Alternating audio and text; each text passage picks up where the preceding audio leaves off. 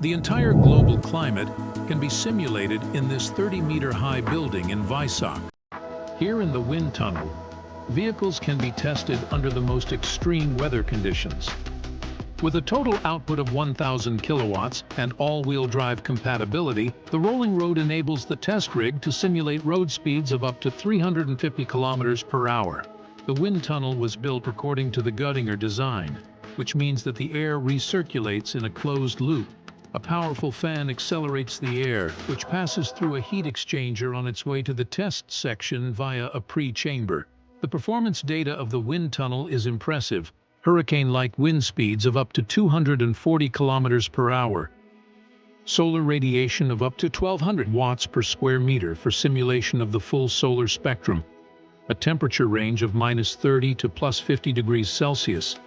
And the simulation of all scenarios from tropical monsoon rain to highway spray at a humidity of between 10 and 95%.